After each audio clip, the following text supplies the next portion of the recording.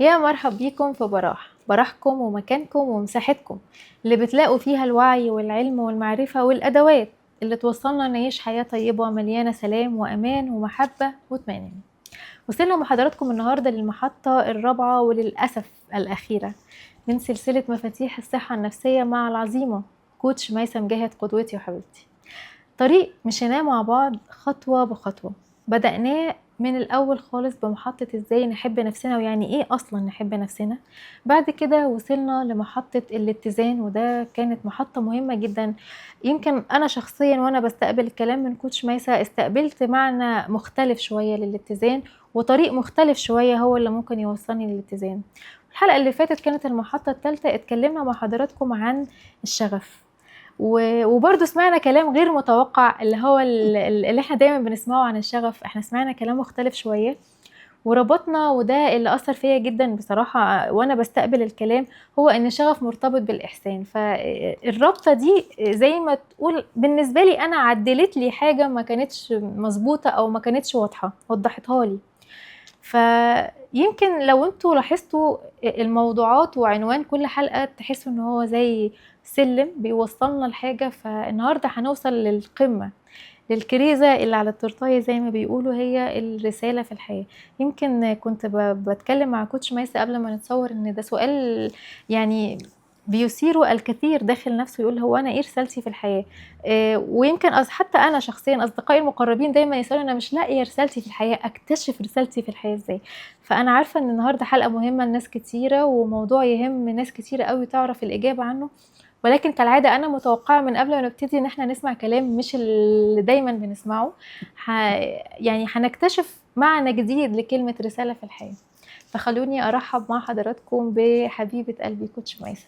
منوره. اهلا بيك يا بل. دايما بتفاجئيني زي ما قلت باجابات مش اللي متعودين عليها نسمعها في المواضيع اللي زي دي. فانا مستعده تماما وفاتحه قلبي كده ومستقبله لكل حاجه هتقوليها عن الرساله في الحياه. مبدئيا لو هنبدا، يعني ايه رساله في الحياه؟ هل يعني هي ليها برضو مفهوم واضح كده نقدر نوصله للناس، ولا كل واحد ليه معنى مختلف؟ هو رسالة الإنسان الأساسية زي ما احنا كلنا عارفينها هي عبادة ربنا. ربنا خلقنا على الأرض هنا لهدف، إننا نعبده. وكل واحد فينا زي ما قلنا قبل كده برضو مختلف تماما عن الآخر. مختلف في كل شيء، من ساعة ما ربنا خلق سيدنا آدم لغاية النهاردة، متخيلة الأعداد، كل واحد له بصمة. سبحان الله. فإحنا أساسا ربنا خلقنا علشان نعبده، ده الأساس. طيب ازاي نعبده بقى؟ هي دي الحته، هي دي اللي بتفرق شخص عن هي دي اللي بتفرق شخص عن اخر. طبعا هنا انا مش هتكلم، انا مش بتكلمش في الدين هنا. كل عقيده من العقائد اللي موجوده على وجه الارض لهم طريقه في العباده بتاعتهم، اللي هي الطقوس او الشعائر الدينيه بتاعتنا، اللي هي بنصلي وبنصوم، ده الطبيعي. طيب الرساله الاعمق بقى هي ايه؟ هي ان انا اعمل اللي ربنا سبحانه وتعالى خلقني عشانه. ربنا خلقني ليه؟ عشان اخش الجنة ولا عشان اخش النار؟ اكيد عشان اخش الجنة ان شاء الله. اخش الجنة ان شاء الله. طيب عشان اخش الجنة محتاجة اعمل ايه؟ الذين امنوا وعملوا الصالحات، ان انا اؤمن واعمل اعمال صالحة، اعمال صالحة. يبقى في الاساس الرسالة اللي احنا كلنا عايزين او ربنا سبحانه وتعالى خلقنا بيها عشان نعبده، هي ان نعمل اعمال صالحة. كويس؟ يبقى كل حاجة هنقدر نعملها صالحة في الأرض هي رسالة. أنا دلوقتي معايا فلوس فأنا بتصدق، دي رسالة. مش لازم تبقى رسالة واحدة، ممكن تبقى 10 رسائل.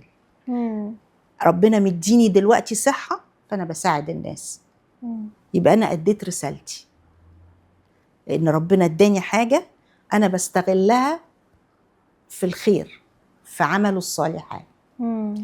أنا مثلا بعرف أطبخ، كويس يبقى بعمل اطعام مثلا، فدي رساله. ما انت ربنا اداكي القدره انك تطبخي كويس، بتعرفي تعملي كذا، يبقى انت بتعمليها صح، بتعبدي ربنا بالرساله دي، بتعمليها للعباده. محتاجه مننا ايه عشان ندرك ان دي احد رسائلنا في الحياه، مش فعل بنقوم بيه زي ما مأمورين بيه مثلا، اصل انا بصلي عشان اهلي علموني اصلي عشان ما ادخلش النار، لا هو في انت بتوصلي معنى وحضور وانتباه، هو انا بعمل علشان انا مختار كده، وعشان انا اعبد ربنا وانا بقدم الصالحات طول الوقت. دي محتاجه تدرج. يعني معرفه الله في الاصل من الصغر، نبتدي نعرف الولاد ربنا ازاي. حبوا ربنا، لازم نزرع جوه الولاد او جوانا، جوه قلوبنا حب ربنا. ربنا بيحبنا فاحنا عايزين نحبه.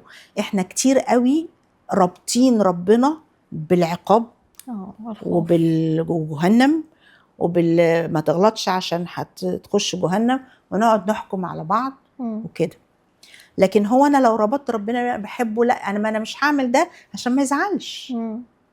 يعني انا مش هعمل الغلط ده او مش هعمل الحرام ده علشان ما يزعلش مني، عشان انا بحبه، بحبش ازعله. فرق كبير عليا قوي ان انا ازعله. طب عملته، ربنا قال لي توب وارجع لي تاني. مش هيقول لي امشي انا مش عاوزك، لا ارجع تاني خلاص، ما انت عرفت انك غلطت وهكذا. فالرسالة دايما ربنا سبحانه وتعالى حطك فين دلوقتي، هي دي رسالتك دلوقتي. يعني شايفة ان اكتر حاجة ممكن توصلني ايه رسالتي في الحياة لكل اللي بيسألوا، هشوف يعني مقامك حيث اقامك، هو انا فين دلوقتي وبعمل ايه، هو انا بعمل هنا ايه بالظبط. هو انا ليه رحت الشغل ده بالذات وما اشتغلتش حاجة تانية، هو انا ليه اتجوزت الشخص ده بالذات وما اتجوزتش اي حد من المليارات اللي ربنا خلقها. فكل مكان فيه رسالة افهمها، لازم تفهميها. لازم تعرفي ان انتي المكان اللي ربنا حطك فيه دلوقتي ده هو ده رسالتك. فاذا كان هو ده رسالتك وانتي ربطاها بالعبادة، يبقى دي لازم تعمليها صح. طيب ده جزء مهم جدا. بتشوفي بقى على الصعيد الآخر، بتشوفي ان احيانا بتبقى صدماتنا وأزماتنا الكبيرة اللي هي رجت حياتنا وزلزلتها كده، ده ممكن يكون مفتاح ان انا اكتشف بيه رسالتي في الحياة؟ طبعا. لعلمك يعني انا دايما يعني بحس ان المقاسي اللي البني ادم بيعدي فيها او كده لو فهمها صح هتطلعه لقدام 10 خطوات، لانها بتزرع فيكي حاجه ما كانتش موجوده، بتعلمك حاجه ما كانتش موجوده انت لو شفتيها من الناحيه دي. فبالعكس انا دايما هتلاقي، اسمعي بقى عن يقولك مش عارفه فلان مين ده بقى مليونير دلوقتي، وفلان ترجعي لحياته قبل كده هتلاقيها كلها من وهو صغير كان عايش حياه ما فيهاش اي نوع من انواع الراحه ولا الرفاهيه، لا ما هو على ما وصل لده عانى كتير جدا واتعذب كتير جدا ومر بمراحل في حياته من الصعاب مش اي حد يقدر يتحملها. بس زي ما قلتي هو اتعلم منها، مش هي دي اللي خلته ياخد خطوات لقدام. يعني هو دايما المحنه لازم بيطلع منها منحه، واقل منحه عملت فيا ايه، علمتني ايه، نشفتني ازاي. طب الشخص وهو جوه الحدث وجوه المشكله هو مش شايف، يعني البصيره مش موجوده يعني، لا طبعا، ولا الحكمه حاضره ولا اي حاجه طبعا. هو شايف ان انا اتعذبت، يعني حصل لي كده ليه؟ في ناس كتير بتوقف عند الحته دي، انا ليه حصل لي كده، مش عارف لسه يتلقى الدرس او يفهم الحكمه او يشوف الصوره اشمل شويه. لازم ياخد وقته، لازم ياخد وقته، لازم ياخد وقته.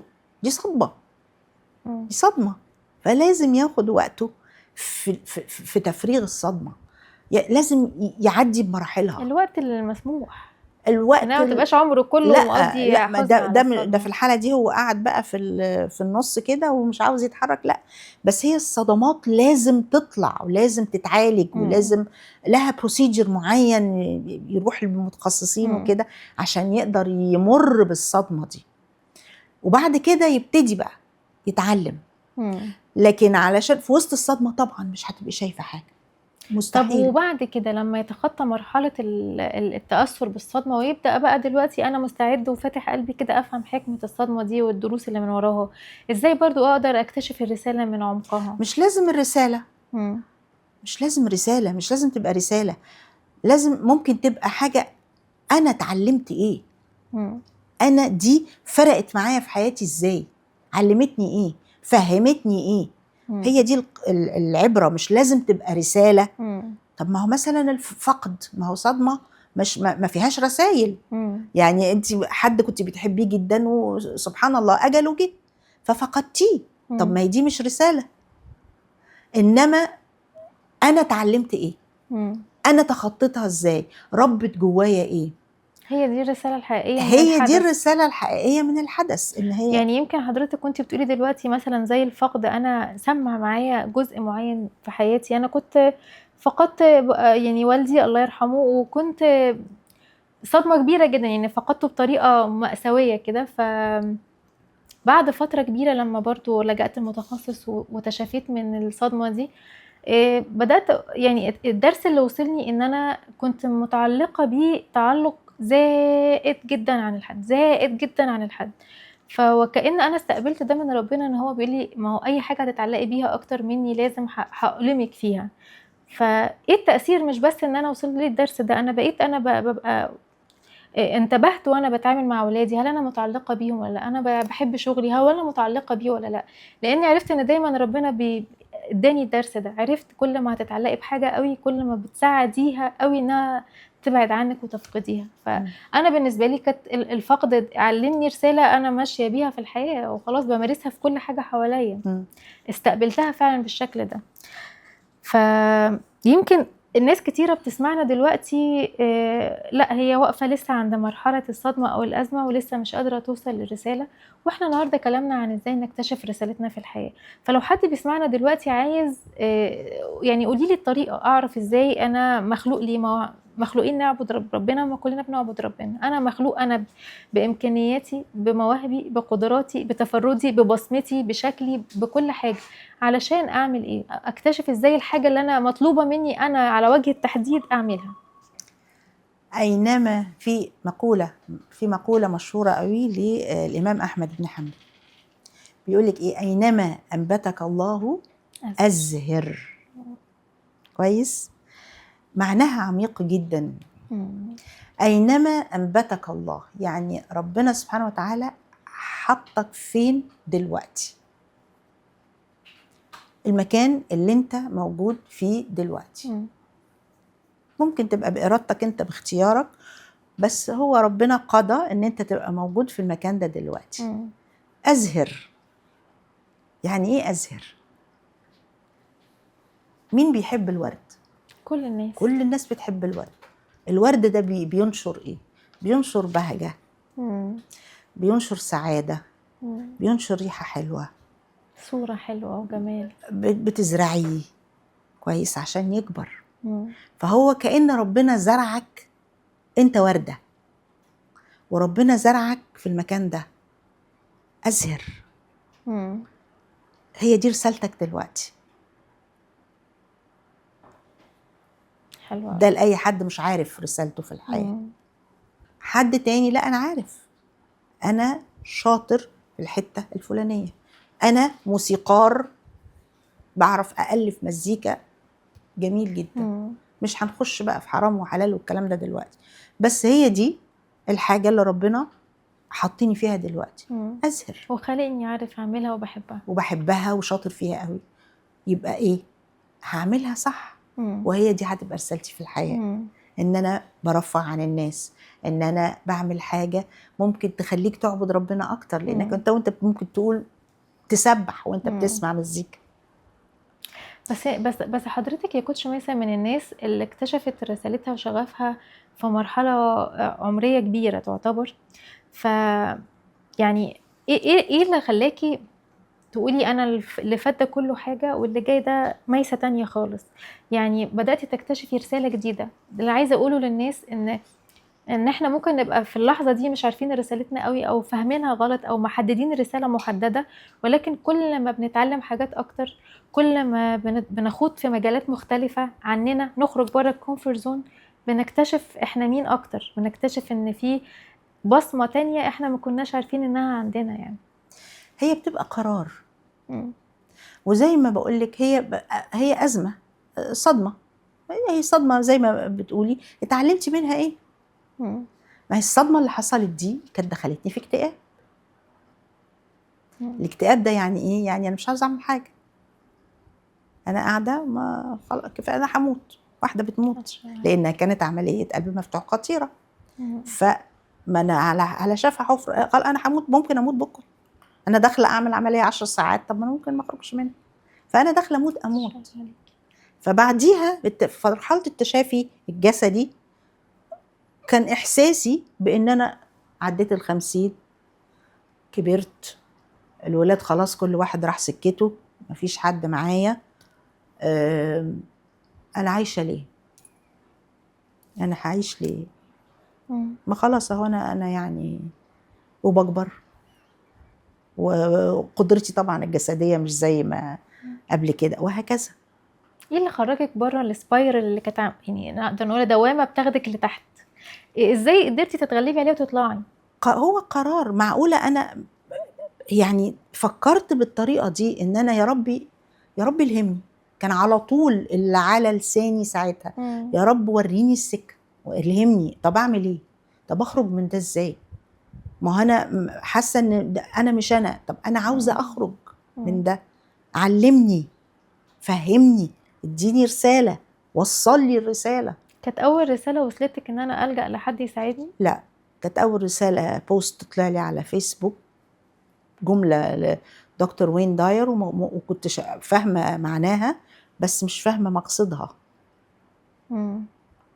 كانت ايه If you الجمله دي؟ change the way you look at things, the things you look at change. راجل ايه الطلاسم؟ يعني ايه؟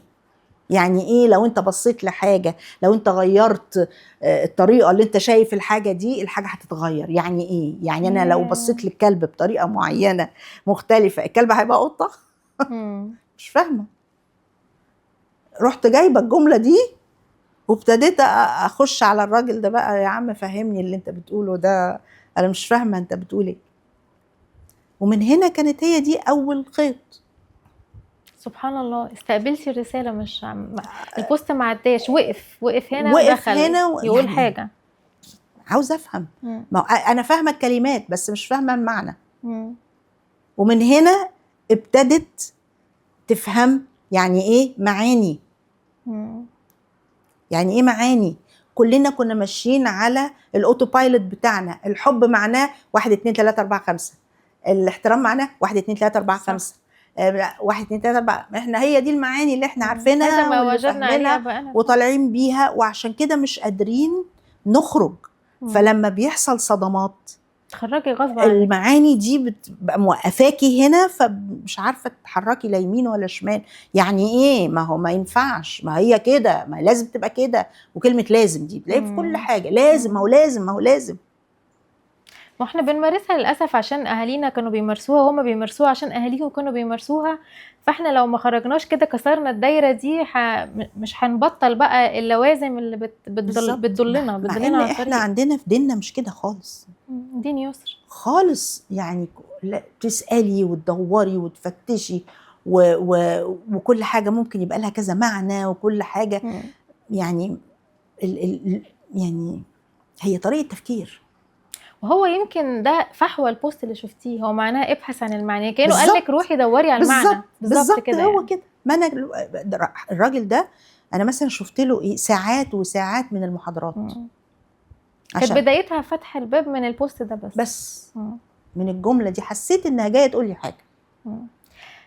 بصي، يعني يمكن اللي حضرتك بتقوليه دلوقتي يعني كأنه بيخبط على باب قلب كل واحد بيسمعنا دلوقتي، ان يمكن كلمة من اللي اتقالت، كلمة واحدة من اللي اتقالت النهاردة او اتقالت في سلسلة الحلقات، تكون هي الباب اللي هيفتح لك على مصراعي تدخل على طريق تعرف فيه اكتر انت مين، ووقتها هتوصل انت لوحدك لرسالتك في الحياة.